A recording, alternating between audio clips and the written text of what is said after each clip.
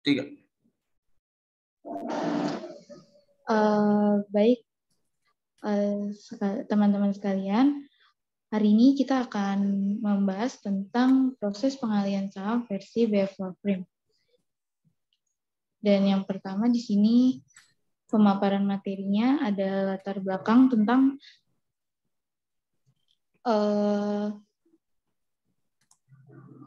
UUPT atau yang bisa disebut Undang-Undang Perseroan Terbatas tentang mengenai definisi pengambil alihan, yaitu sebagai berikut: pengambil alihan adalah perbuatan hukum yang dilakukan oleh badan hukum atau orang perseorangan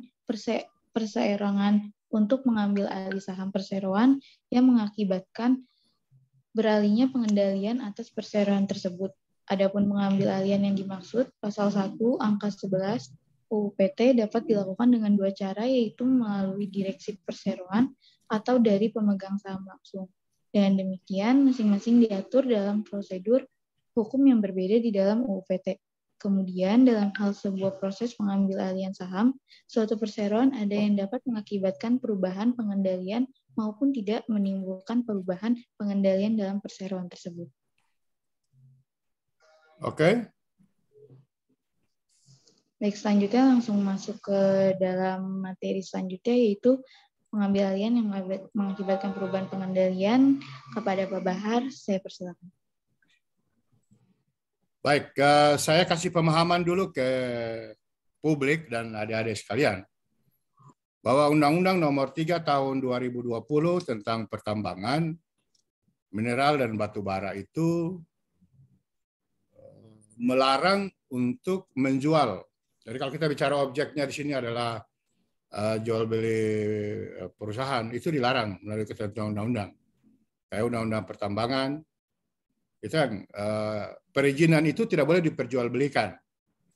Jadi orang kan bilang, loh berarti izin tambang nggak boleh dibeli ya? Kok bisa diambil tambangnya? Nah, apanya yang diambil? Tuh. Perusahaan tetap namanya itu. Lalu diambil alih oleh perusahaan ini. Contohnya apa? Jadi yang objek hukumnya itu adalah PT. Nah, objek hukum ini dia berlaku di seluruh industri usaha. Seluruh usaha. Contohnya MNC mengambil TPI, Televisi Pendidikan Indonesia, TPI dulu. Itu. Jadi yang diambil itu sahamnya. Perusahaannya masih atas nama itu. Bisa diambil, bisa akuisisi gabungan. Nah, untuk sektor pertambangan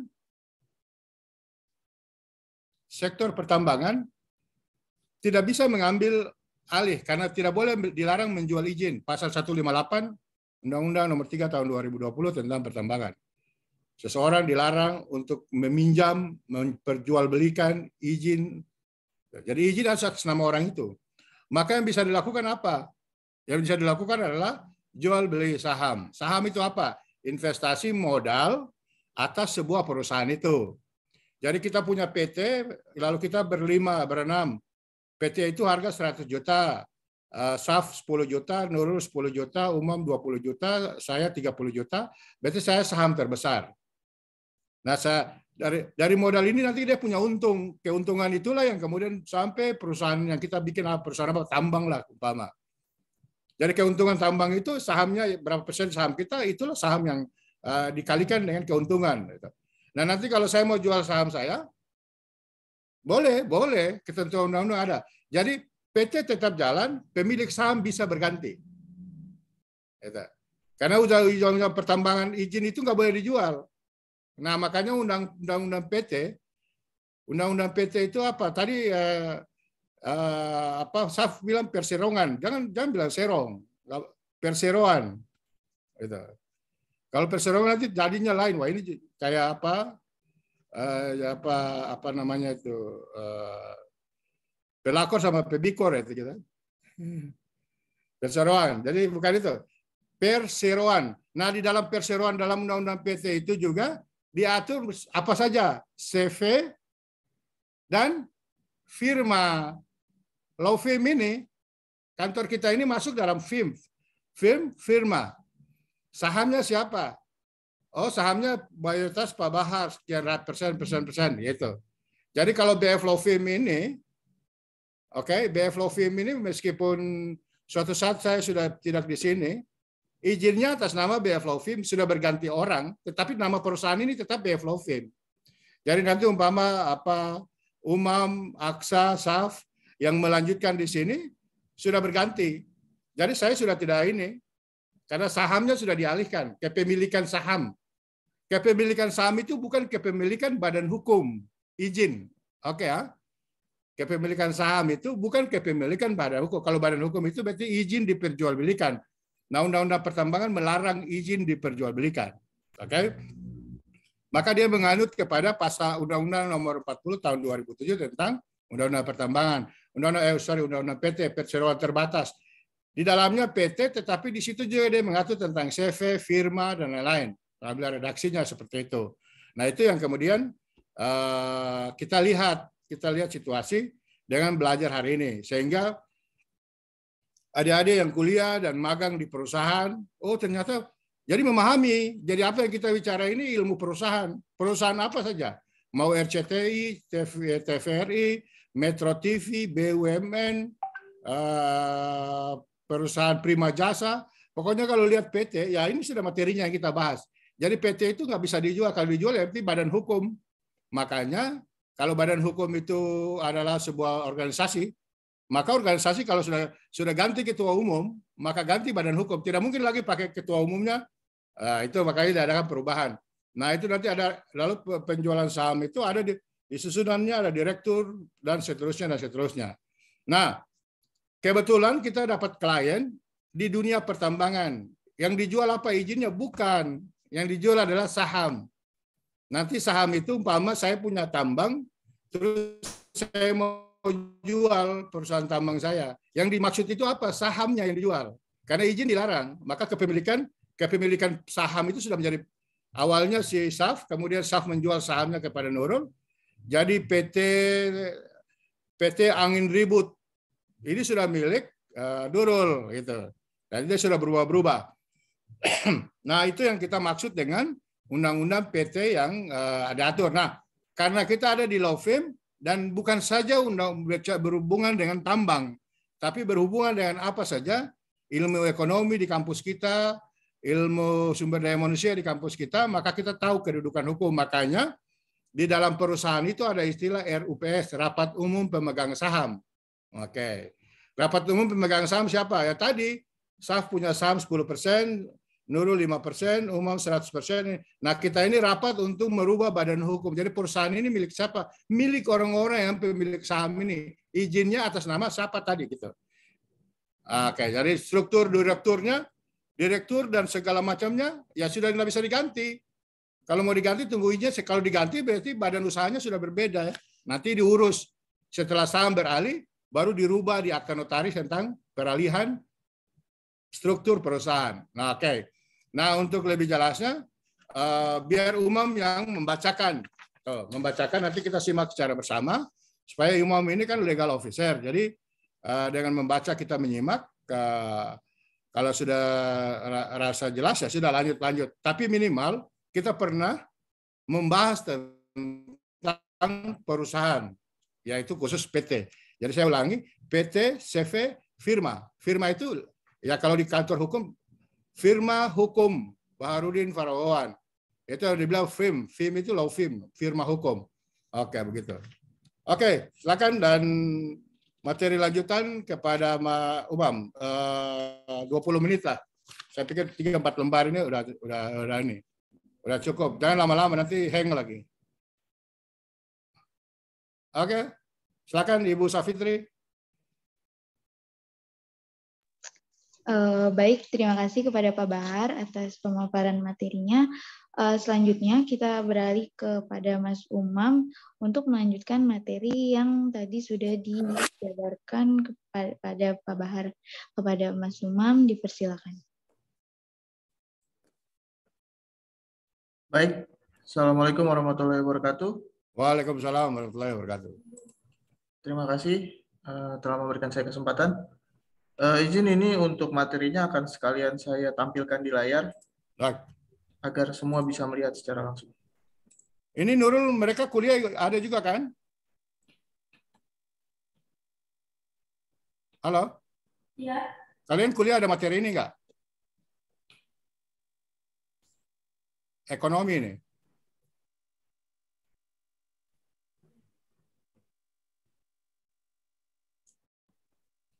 Ini tadi sudah lanjut, Bang. Ya, baik. Izin saya melanjutkan dari apa yang sudah dipaparkan sebelumnya. Jadi untuk pengambil alihan saham itu dibagi menjadi dua. Yang pertama itu pengambil alihan yang mengakibatkan perubahan pengendalian dan pengambil alihan yang tidak mengakibatkan perubahan pengendalian. Nah, di sini saya akan jelaskan yang pertama yaitu pengambil alihan yang mengakibatkan perubahan pengendalian.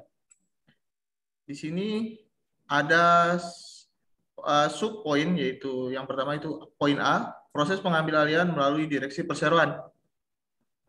Menurut pasal 125 ayat 1 UU PT, pengambil alihan dilakukan dengan cara pengambil alihan saham yang telah dikeluarkan dan atau dikeluarkan oleh perseroan melalui direksi perseroan atau langsung dari pemegang saham, di mana yang dapat melakukan pengambil alihan dapat berupa badan hukum atau orang perseorangan. Pengambil alihan saham yang dimaksud pasal 125 ayat 1 adalah pengambil alihan yang mengakibatkan beralihnya pengendalian terhadap perseroan nantinya, seperti yang dimaksud dalam pasal 7 angka 11 UU PT. Berikut ini adalah proses pengambil alihan melalui direksi perseroan. 1. Keputusan RUPS. Pasal 125 ayat. Bentar. Ya? RUPS paham kan? Iya. Apa? Tanda rapat umum pemegang saham. Nah, dijelaskan biar buat yang magang juga paham. Ya. Oke. Baik, saya lanjutkan. 1. Keputusan RUPS. Pasal 125 ayat 4 UU PT diatur mengenai pengambil alihan yang dilakukan oleh badan hukum berbentuk perseroan. Direksi sebelum melakukan perbuatan hukum pengambil alihan harus berdasarkan RUPS yang memenuhi quorum. Kehadiran dan ketentuan tentang persyaratan pengambilan keputusan RUPS sebagaimana dimaksud dalam pasal 89 UU PT, yaitu paling sedikit 3/4 bagian dari jumlah seluruh saham dengan hak suara hadir atau diwakili dalam RUPS, dan keputusan adalah sah jika disetujui paling sedikit 3/4 bagian dari jumlah suara yang dikeluarkan, kecuali anggaran dasar menentukan quorum kehadiran dan atau ketentuan RUPS yang lebih besar. Tahan dulu. Ya, baik. Oke, Nurul paham gak ini? Jangan kau melamun di situ. Speakernya nyalakan semua speaker. Pak Aksa paham? Lagi berusaha memahami, Pak, karena ada kendala jaringan di sini. Oh ya, itu alasan yang baik itu.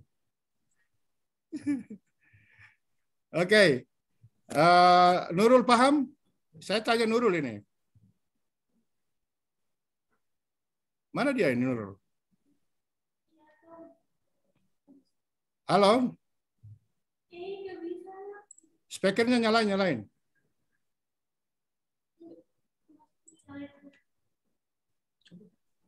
Coba speakernya nyalain.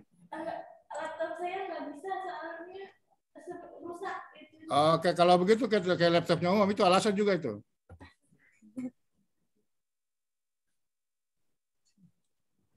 Masih belum paham. Oke, ini Aksa, Umam, si Nurul sudah harus paham ini pasal nomor 1. Kenapa saya tanya Nurul? Coba dibaca ulang.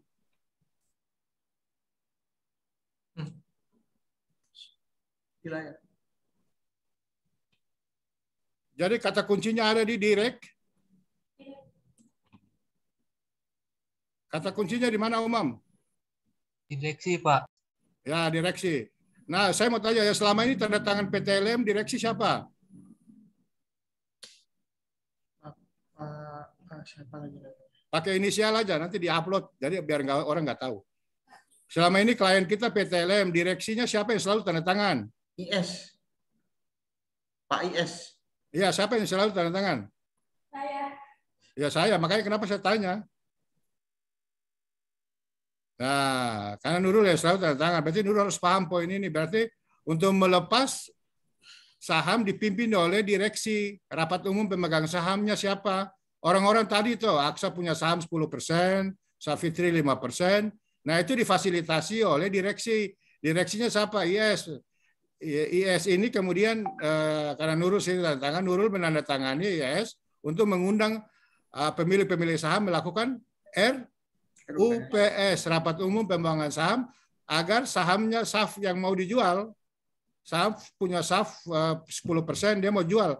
Dia nggak semena-mena dia jual aja. Harus melalui Rapat Umum Pemegang Saham. Karena pendirian Badan Hukum Perseroan Terbatas, PT, itu atas dasar kesepakatan bersama. Jadi itu RUPS, agar kemudian tidak muncul akibat hukum. Nah, kalau muncul akibat hukum seperti apa? Punya ibu siapa itu yang kita tangani di Mandiri? IF. Nah, artinya kasus ini Nurul sama Umam lebih paham. Akhirnya jadi mengerti kan? Iya, Pak. Oke. Ibu itu kan divonis berapa tahun? 15 tahun penjara. Karena komisarisnya diganti tanpa adanya RUPS. Akhirnya si Mester Nur itu dia ditangkap sampai meninggal di penjara kan? Nah, karena dianggap melakukan perbuatan melawan hukum. Melawan hukum itu apa? Ya ini, melanggar undang-undang ini yang disebut dengan perbuatan melawan hukum. Hukumnya sudah ada di RUPS, tata caranya dalam Undang-Undang PT Undang-Undang 40 2007, tetapi tidak dilakukan dengan itu. Itulah disebut dengan temuan. Itulah. Jadi berarti jual saham ya seperti ini. Itu makanya saya tanya Umam, Nurul, Pak Aksa, karena kalian sudah menjalani ini beberapa klien, gitulah. Tapi kemarin kita belum masuk pada sistem take over perusahaan. Nah, ini take over perusahaan yang benar. Kemarin si ibu itu dia melakukan take over perusahaan tapi nggak benar, akal-akalan kan, akhirnya di penjara kan, gitu. Karena tidak ada hukum yang melindungi dia atas perbuatan melawan hukum itu. Oke, lanjut nomor 2. Baik, saya lanjutkan. 2. Pemberitahuan kepada direksi perseroan. Menurut pasal 125 ayat 5 UU PT, dalam hal pengambil alihan dilakukan oleh direksi, pihak yang akan mengambil alih menyampaikan maksudnya untuk melakukan pengambil alihan kepada direksi perseroan yang akan diambil alih. Oke, jadi poin 2 tadi kembali umpama Pak Aksa punya di dalam perusahaan itu 15. Lalu dia menyampaikan kepada direksi, tolong buat rapat dong, saya lagi butuh duit, saham saya mau jual. Sudah ada pembelinya, sudah. Siapa? Ali pembelinya. Mau jual berapa persen? 5%. Lalu dalam RUPS itu dilepaslah. Oke, begitu maksudnya. Lanjut. Baik. 3. Penyusunan rancangan pengambil alihan. Menurut pasal 125 ayat 6 UU PT Direksi Perseroan, yang akan diambil alih dengan persetujuan komisaris masing-masing perseroan menyusun rancangan pengambil alihan yang memuat sekurang-kurangnya hal-hal sebagai berikut. 1. Nama dan tempat kedudukan dari perseroan yang akan diambil alih dan perseroan yang akan mengambil alih. 2. Alasan serta penjelasan direksi perseroan yang akan mengambil alih dan direksi perseroan yang akan diambil alih. 3. Laporan keuangan sebagaimana yang dimaksud dalam pasal 66 ayat 2 UU PT untuk tahun buku terakhir dari perseroan yang akan mengambil alih dan perseroan yang akan diambil alih. 4. Tata cara penilaian dan konversi saham dari perseroan yang akan diambil alih terhadap saham penukarannya apabila pembayaran pengambil alihan dengan saham. 5. Jumlah saham yang akan diambil alih. 6. Kesiapan pendanaan. 7. Neraca konsolidasi performa perseroan yang akan mengambil alih setelah pengambil alihan yang disusun sesuai dengan prinsip akuntansi yang berlaku umum di Indonesia. 8. Cara penyelesaian hak pemegang saham yang tidak setuju terhadap pengambil alihan. 9. Cara penyelesaian status, hak, dan kewajiban anggota direksi, komisaris, dan karyawan perseroan yang diambil alih. 10. Perkiraan jangka waktu pelaksanaan pengambil alihan, termasuk jangka waktu pemberian kuasa pengalihan saham dari pemegang saham kepada direksi perseroan. 11. Rancangan perubahan anggaran dasar perseroan hasil pengambil alihan jika ada. Oke. Jadi di sini dimaksud itu dari maksud ini itulah yang beberapa hari ini kalian lihat di grup saya kirim beberapa dokumen perusahaan yang akan di take over. Setelah Umam baca ini, setelah Pak Aksa baca ini, setelah Nurul dan Saf seterusnya baca ini, Jadi memahami, oh ini toh yang selalu Pak Ketum kirim di grup, biar kita periksa. Dia sudah memenuhi unsur-unsur ini atau belum. Kasihan kan Pak Ketum akhirnya duduk periksa satu-satu lembar, print, cek, 1, 2. Jadi pada saat nanti kita mau take over, kita ditunjuk, kan disuruh bikin nota-nota kesepahaman. Biasanya untuk kontrak jual beli ini menunjuk kantor hukum law firm untuk menjadi pembuat kontraknya. Jadi kontraknya kita yang bikin. Nah kalau kita disuruh bikin kontrak, maka kita harus memahami perusahaan yang sehat itu apa saja. Nah unsur-unsur itu harus kita penuhi. Jadi begitu saya bilang, Aksa tolong dicek dulu perusahaan ini karena mereka mau jual, minta jasa kita untuk verifikasi. Lalu kita bikin legal opinionnya, legal bisnisnya, macam-macam lah. Pendapat hukum kita tentang kedudukan perusahaan itu. Dia punya NPWP, akta notarisnya masih ada, sudah terjadi pergantian perubahan nomor sekian, SK Kumhamnya ada, itu yang kemarin saya suruh Umam bikin checklist perusahaan. Nah setelah checklist baru kita tuangkan di dalam draft kontrak pelepasan saham yang seperti buat poin-poin yang dibacakan di atas. Oke? Nah, setelah itu ada di poin terakhir tadi dibilang dimungkinkan untuk dirubah anggaran dasar dan anggaran rumah tangga karena pemilik saham sudah berubah atau bertambah. Begitu. Karena saham itu jumlahnya pasti 100% dari modal. Jadi kalau kenapa dia berubah? Berubah kalau saya jual seluruhnya 10% saham saya jual seluruhnya, maka orang lain yang menggantikan saya. Tapi kalau dia bertambah, berarti saham saya 10%, saya jual 5%, berarti ada 5% ini orang pemilik baru, dia masuk menjadi pemilik saham perusahaan ini. Begitu. Nah, kalau itu terjadi, maka terjadi perubahan anggaran dasar, akta notaris tadi dibilang. Oke, ya, paham ya? Oke, lanjut. Baik, saya lanjutkan. 4. Pengumuman ringkasan rancangan. Selanjutnya, Direksi Perseroan wajib mengumumkan ringkasan rancangan paling sedikit dalam 1 surat kabar dan mengumumkan secara tertulis kepada karyawan dari perseroan yang akan melakukan pengambil alihan dalam jangka waktu paling lambat 30 hari sebelum pemanggilan RUPS. Pasal 127 ayat 2 UU PT. Pengumuman sebagaimana dimaksud tersebut memuat juga pemberitahuan bahwa pihak yang berkepentingan dapat memperoleh rancangan pengambil alihan di kantor perseroan terhitung sejak tanggal pengumuman sampai tanggal RUPS diselenggarakan. Oke, jadi setelah rapat umum pemegang saham tadi, diumumkan di media bahwa PT LM melepas sahamnya 30% berdasarkan berita acara rapat umum pemegang saham sekian. Nah, berita itu di media, baik itu di Malaysia News, di Geomaritim News, atau di Tempo, di TV. Nah, bukti itu harus dilampiri selama 30 hari. Nah, bukti peliputan di media itu dijadikan clipping sebagai dasar hukum untuk menuju proses berikutnya dalam akta jual beli saham. Jadi berarti kalau ada RUPS tapi tidak diumumkan di media, melanggar undang-undang, melanggar. Kenapa? Karena itu badan hukum publik. PT itu badan hukum publik. Undang-undang yang digunakan undang-undang negara. Jadi ada transparansi, akuntabilitas, dan maksud yang berikut adalah agar tidak ada keberatan dari pihak-pihak lain. Maksudnya kenapa? Siapa tahu ada perusahaan ini tidak sehat, segala macam ada masukan. Maksudnya itu makanya dikasih waktu 30 hari. Nah biasa juga perusahaan yang lain take over kayak yang ibu punya itu kan nggak ada kalau kita masuk ke situ.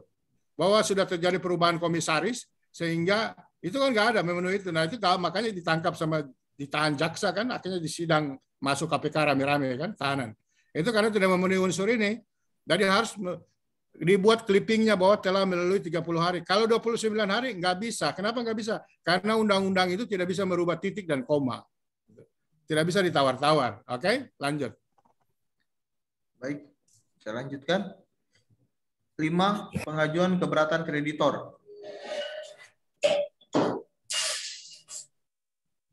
Kreditor dapat mengajukan keberatan kepada perseroan dalam jangka waktu paling lambat 14 hari setelah pengumuman mengenai pengambil alihan sesuai dengan rancangan tersebut.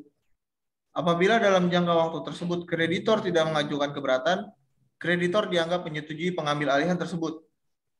Dalam hal keberatan kreditor sampai dengan tanggal diselenggarakan RUPS tidak dapat diselesaikan oleh direksi, keberatan tersebut harus disampaikan dalam RUPS guna mendapat penyelesaian. Selama masa penyelesaian belum tercapai, pengambil alihan tidak dapat dilaksanakan. Oke, siapa paham bisa bantu jelaskan ini? Ini bapak-bapak ibu ini sarjana semua ini. Siapa? Adiaksa? Terlalu ini apa? Materi terlalu berat kah?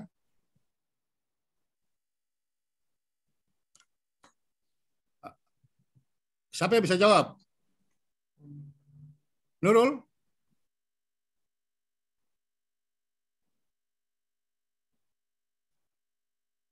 Suara masuk nggak? Masuk, Pak. Oh iya, jangan kalian pura-pura bilang nggak masuk lagi. Mic-nya Nurul mati. Pak Aksa bisa jawab nggak?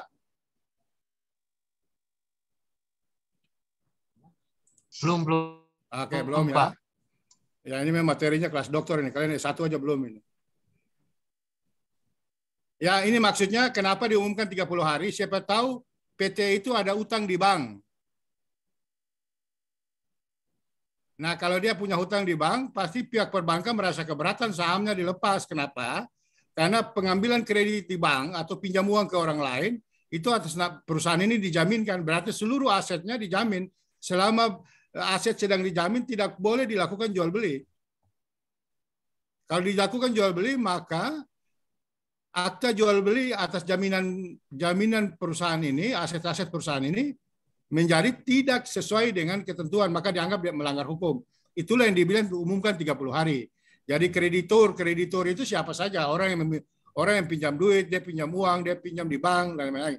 Jadi kalau diumumkan 30 hari, lalu kan perusahaan itu pasti ada manajemen yang dirahasiakan. Dengan 30 hari itu dianggap layak, kalau ada yang merasa keberatan silakan. Tapi kalau tidak ada yang merasa keberatan, ya tetap dilanjutkan ke tahap berikut. Sehingga kalau ada kemudian, tapi kalau sudah ternyata ini dilanjutkan ke tahap berikut untuk pengesahan hasil RUPS, lalu tiba-tiba ada yang ajukan keberatan, ya dia kesempatan hukum yang diberikan kepada kreditur tadi tidak digunakan. Itu. Dia bisa melakukan tahap berikut, umpama banding atau apalah. Ya. Oke ya. Jadi tanggungan PT ini ada. Kita mau jual perusahaan ini, aset sahamnya mau diambil. Tapi dia nggak jujur bahwa ternyata dia punya hutang di sana. Nah itulah tugas kantor hukum untuk memastikan itu semua.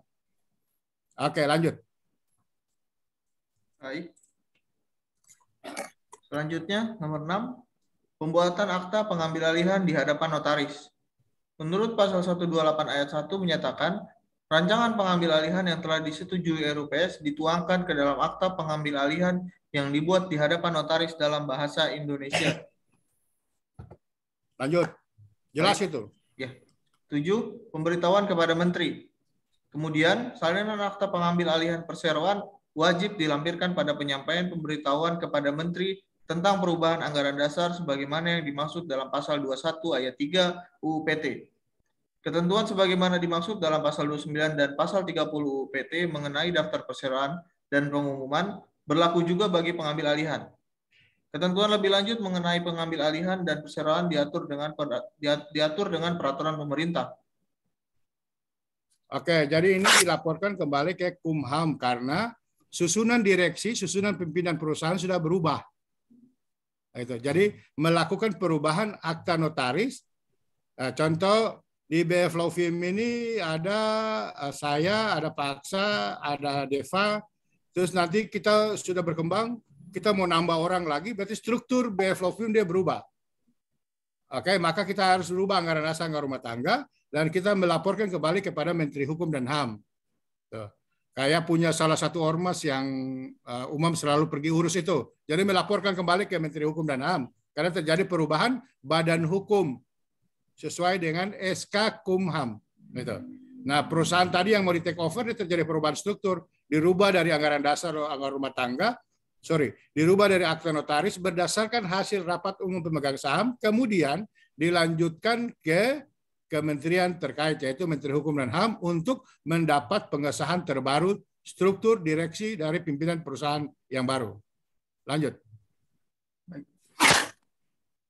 8. Pengumuman hasil pengambil alihan. Menurut pasal 133 ayat 2 UPT, Direksi Perseroan yang sahamnya diambil alih wajib mengumumkan hasil pengambil alihan tersebut dalam satu surat kabar atau lebih dalam jangka waktu paling lambat 30 hari terhitung sejak tanggal berlakunya pengambil alihan tersebut. Lanjut. B. Proses pengambil alihan secara langsung dari pemegang saham. Sebelumnya telah dibahas mengenai proses pengambilan saham melalui Direksi Perseroan. Berikut ini adalah proses pengambilan saham secara langsung dari pemegang saham di mana prosedurnya dilakukan lebih sederhana. Lanjut. 1. Perundingan dan kesepakatan.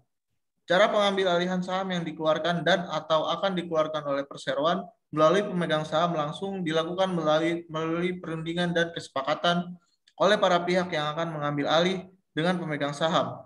Dengan tetap memperhatikan anggaran dasar perseroan yang diambil alih tentang pemindahan hak atas saham dan perjanjian yang telah dibuat oleh perseroan dengan pihak lain, pasal 125 ayat 6 dan 7 UPT. Jika pengambil alihan tersebut dilakukan oleh badan hukum berbentuk perseroan, sebelumnya direksi harus mendapatkan persetujuan RUPS dahulu sebelum melakukan perundingan dan kesepakatan pembelian saham yang langsung dari pemegang saham. Lanjut, itu sama di atas. Baik. 2. Pengumuman rencana kesepakatan. Tahap selanjutnya, walaupun pengambil alihan saham tersebut langsung melalui pemegang saham dan tidak menyusun rancangan, mengambil alihan dahulu namun tetap harus mengumumkan rencana kesepakatan pengambil alihan dalam satu surat kabar dan mengumumkan secara tertulis kepada karyawan dari perseroan yang akan melakukan pengambil alihan dalam jangka waktu paling lambat 30 hari sebelum pemanggilan RUPS. Hal ini dilakukan berdasarkan pasal 127 ayat 8 UPT di mana ketentuan tersebut berlaku mutatis. Mutandis berlaku bagi pengumuman dan dalam rangka pengambil alihan saham yang dilakukan langsung dari pemegang saham dalam perseroan. Oke, ntar. Mutatis mutandis. Oke. Saya tanya kalian, mutatis itu apa? Mutatis itu biasa dia bergandengan dengan mutatindis. Apa? Mutatis itu apa? Aksa. Mahasiswa hukum. Buka kamus, buka Google. Mutatindis itu apa? Ini berdasarkan Wikipedia ya, mutatis atau mutatindis berasal dari bahasa Latin yang artinya kurang lebih. Perubahan yang penting telah dilakukan. Kurang lebih, Pak. Ulang. Mutatis atau mutatindis berasal dari bahasa Latin yang artinya kurang lebih adalah perubahan yang penting telah dilakukan. Perubahan yang penting telah dilakukan. Oke. Jadi mutatindis, perubahan yang menjadi objek yang dirubah telah dilakukan. Perubahan yang penting telah dilakukan. Apa perubahan yang penting? Rapat umum pemegang saham. Perubahan yang penting telah dilakukan. Gitu. Jadi dalam bahasa hukum itu umpama gugatan biasa ada istilah itu mutatis mutatindis. Itu artinya perubahan yang inti itu telah dilakukan. Jadi redaksi hukum itu objek gugatan itu biasanya diselip kata-kata itu. Jadi mutatis mutatindis itu apa, Umam?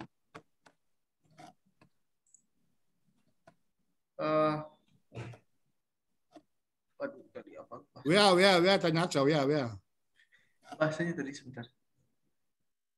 Ya, supaya lawan nggak baca. Perubahan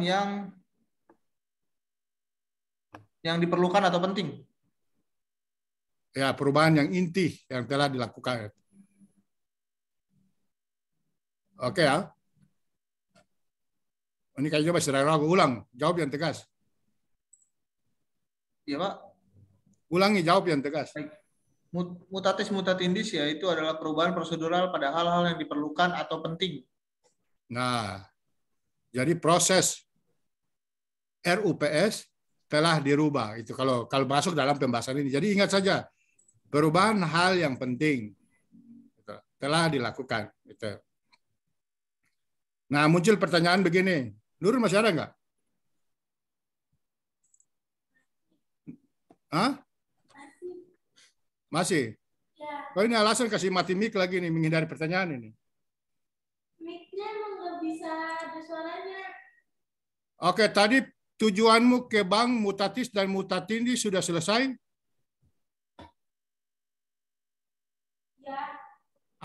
Apa itu? Coba jelaskan.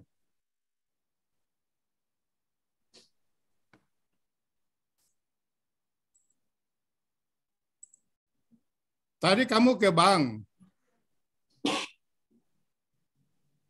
Proses yang kamu lakukan di perbankan terhadap mutatis mutandis itu sudah selesai dilakukan. Bahasa hukumnya begitu. Nah, sekarang kamu jelaskan dengan kalimat tadi apa yang dimaksud dengan mutatis mutandis yang kamu lakukan tadi.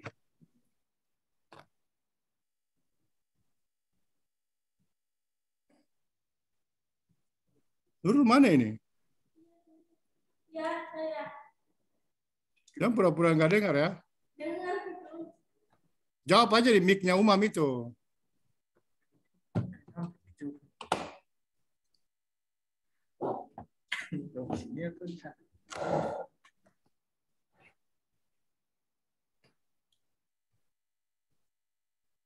Apa? Sudah?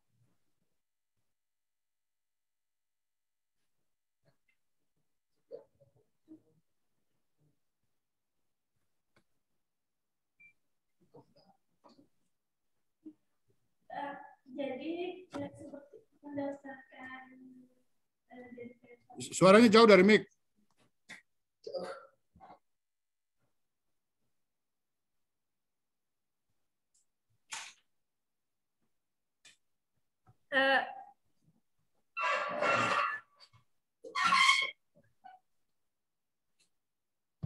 izin tuh Ya. suaranya ada terdengar. Langsung jawab aja.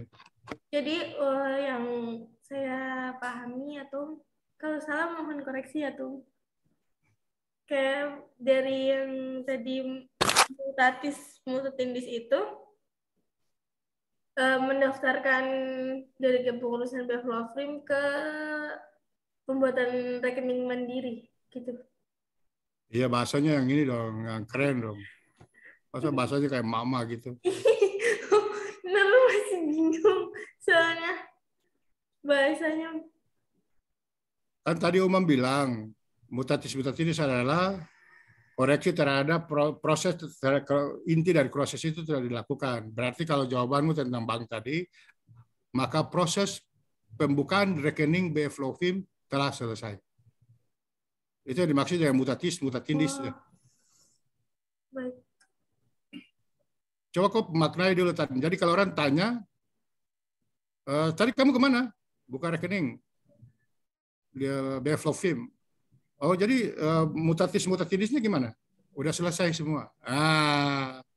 Baik. Jadi kalau orang tanya kamu dari mana? Lofim. Terus ditanya pakai bahasa itu, terus dari mana? Dari Bevlofrim. Tadi ngapain? Lagi buka bank nomor rekening. Oke, jadi mutatis mutandisnya udah kelar. Apa? Oh, Pak, maaf ya, saya buru-buru.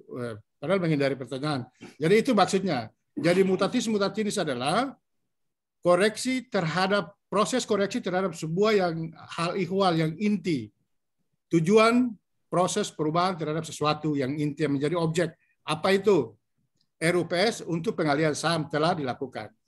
Apa itu? Proses pembukaan rekening bank telah dilakukan. Jadi itu dipakai dalam redaksi hukum, dalam gugatan atau pledeo, jawaban atau diskusi. Itu biasa orang pakai kalimat-kalimat itu kalau ketemu orang hukum. Oke ya, karena ini saya jelaskan karena saya sengaja pilih karena ini kalimat-kalimat umum yang sering dipakai di kantor-kantor hukum atau pengacara atau dunia hukum. Oke, lanjut, Mam. Baik.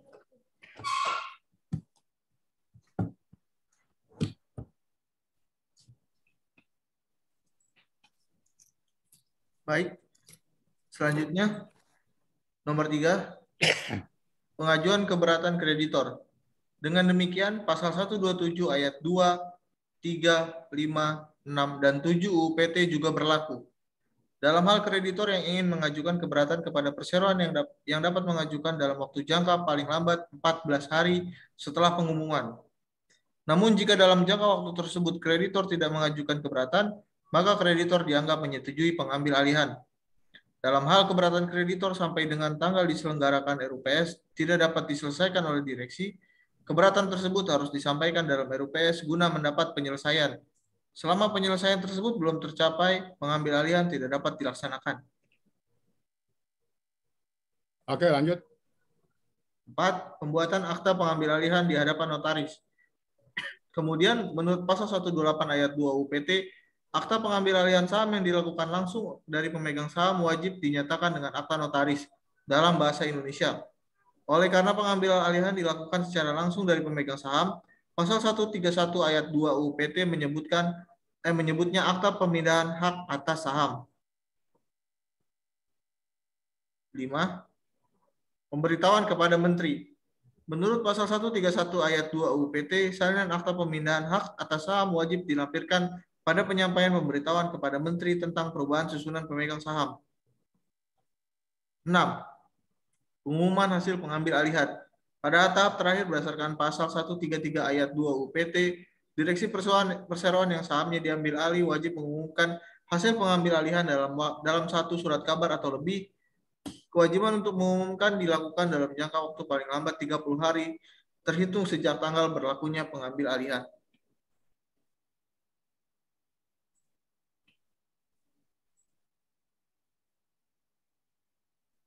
Halo, Mam.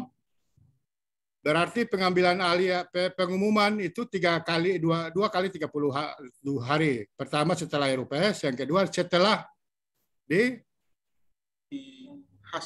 hasilnya keluar. Ya, setelah diambil alih. Ya. Oke. Ya, sekarang coba Saf buat kesimpulan. Apa yang penting? Tahapan apakah yang penting dalam proses pengambil alihan saham sesuai Undang-Undang 40 2007? Monggo.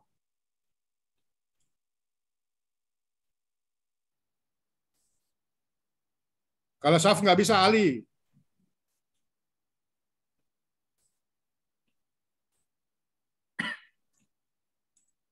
Proses pengambilan saham itu apa saja yang penting? Tahapan apa saja sih yang penting? Sederhana aja jawabnya, pakai jawaban hari-hari aja. Baik, Pak. Ya. Baik, akan saya ambil kesimpulan dalam materi kali ini. Kesimpulan dari proses pengambilan secara langsung dari pemegang saham yaitu yang pertama, dibutuhkannya prosedur yang dibutuhkan yang pertama perundingan dan kesepakatan. Yang kedua ada pengumuman rencana kesepakatan. Yang ketiga oleh siapa itu penting loh. Siapa dan mengapa?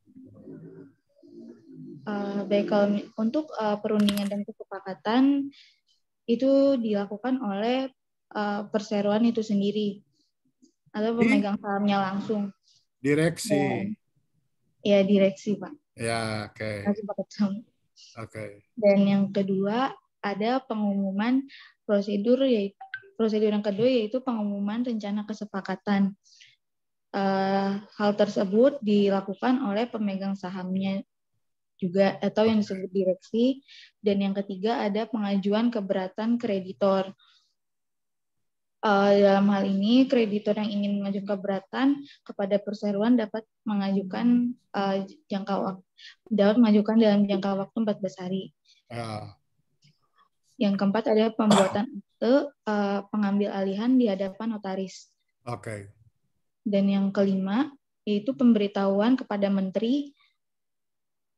Dan yang keenam yaitu pengumuman hasil. Pemberitahuan kepada menteri untuk? Pemberitaan kepada menteri itu untuk memberitahukan tentang perubahan susunan pemegang saham seperti itu. Lanjut. Dan yang keenam terakhir pengumuman hasil pengambil alihan. Oke. Ya. Bagaimana tanggapan yang lain? Sudah benar belum?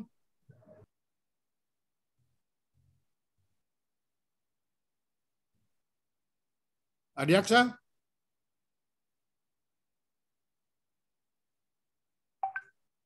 Sudah belum?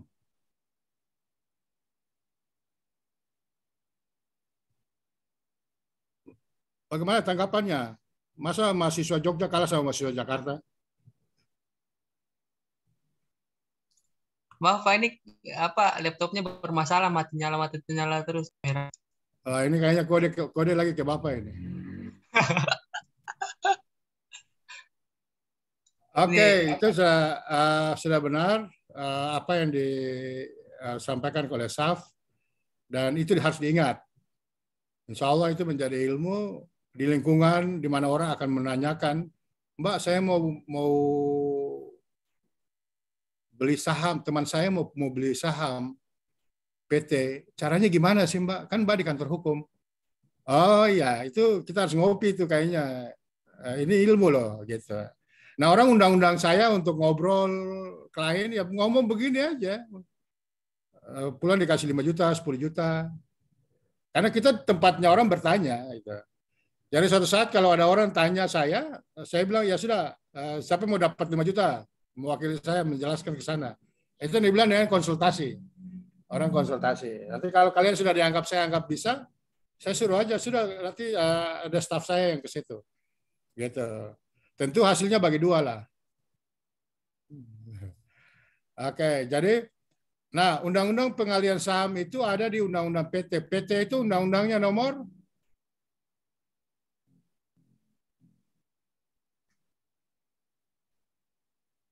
piro lah. Nurul ini ikut pikirannya tempat lain ini. Undang-undang berapa? Nomor 40 ya, Pak? Tahun? 2007. Oke. Pengalihan saham pasal?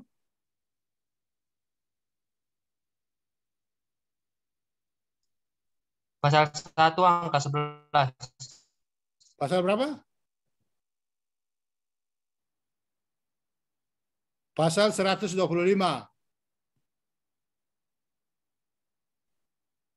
Pasal 125 proses pengambil alihan saham. Jadi umpama tadi Nurul ke Bank Mandiri ingin menjual saham perusahaannya. Nah, bisa kita ambil alih. Terus ya, contoh yang lebih besar apa? Saham PT Freeport diambil alih oleh pemerintah Presiden Jokowi. Nah, kan? Jadi Freeport sudah milik Indonesia, tetapi nggak bisa merubah nama Freeport. Kenapa? Karena itu sama dengan membeli izin. Jadi nama itu nggak boleh berubah. Saham kepemilikannya yang berubah. Sahamnya tapi tetap. Apalagi kalau kontrak sahamnya kayak PT LM itu 30 tahun. Untuk mau berubah ya tunggu dulu gitu. Jadi dimaksud tadi.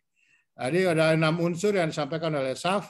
Pertama adalah rapat pimpinan direksi untuk membicarakan tentang proses pengalihan saham, mengumumkan ke media, terus penunjukan notaris, persepakatan, perbaikan Kemenkumham, lalu kemudian lagi diumumkan ke publik tentang terjadinya pengalihan saham dari si A kepada si B. Oke ya. Nanti materi berikut kita bahas tentang kontrak peralihan saham. Kan ada perjanjian kan? Nanti kan orang minta tolong, Mbak, bisa minta tolong di kantornya nggak bikin peralihan saham dari saya mau beli saham, bisa minta bantu buatkan draft kontraknya pengalihan. Itu kontrak jual beli saham. Oh bisa. Itu. Kontraknya berapa? Kontraknya 3-4 lembar, tapi harganya berapa? Bisa 50 juta. Bisa 60 juta, apalagi kalau tambangnya besar. Terus setelah itu punya jaringan notaris enggak? Oh punya. Makanya kantor hukum itu selalu bermitra dengan notaris. Notaris itu selalu bermitra dengan kantor hukum. Karena dua pekerjaan hukum yang berbeda. Kontrak itu dikerjakan oleh kantor hukum, law firm, terus notaris itu dikerjakan oleh akta notaris itu dikerjakan oleh notaris. Baik, mungkin itu saja. Terima kasih dan silakan ditutup Ibu Saf.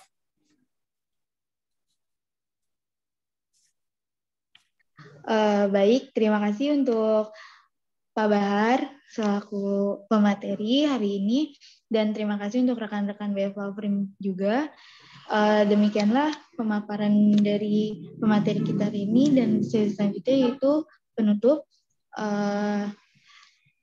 Kurang lebihnya sampai bertemu di materi selanjutnya. Wassalamualaikum warahmatullahi wabarakatuh. Waalaikumsalam Waalaikumsalam warahmatullahi Warahmatullahi wabarakatuh.